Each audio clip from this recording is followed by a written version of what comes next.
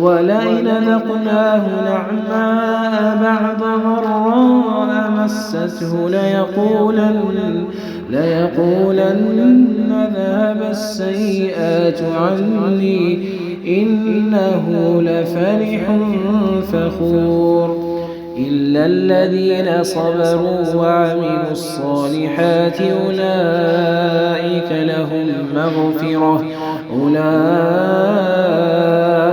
لهم مغفرة وأجر كبير فلعلك تارك بعض ما يوحى إليك وضائق به صدرك أن يقولوا لولا أنزل عليه كنز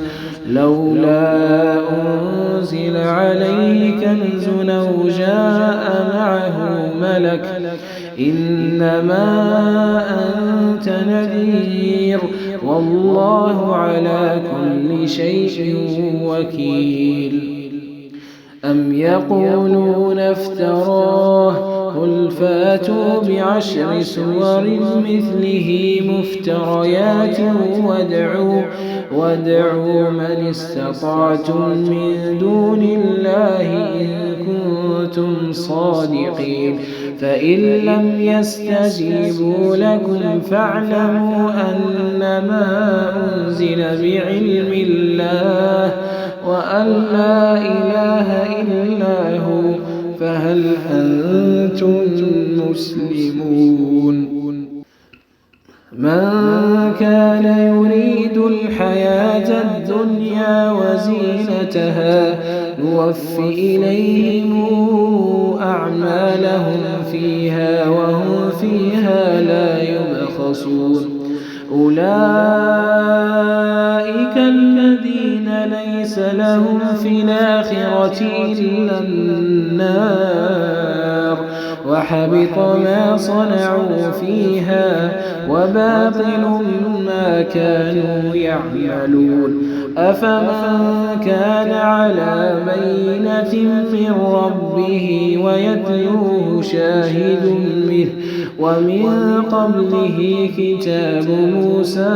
إماما ورحمة أولئك يؤمنون به ومن يكفر به من الأحزاب فالنار موعده فلا تكن في مرية منه إنه الحق من ربك ولكن أكثر الناس لا يؤمنون ومن أظلم ممن افترى على الله كذبا أولئك يعرضون على ربهم ويقول نشهد هؤلاء الذين كذبوا على ربهم ألا لعنة الله على الظالمين الذين يصدون عن سبيل الله ويبغونها عوجا وهم بالآخرة هم كافرون أولئك لم يكونوا معجزين في الأرض وما كان لهم من دون الله من أولياء يضاعف لهم العذاب ما كانوا يستطيعون السمع وما كانوا يبصرون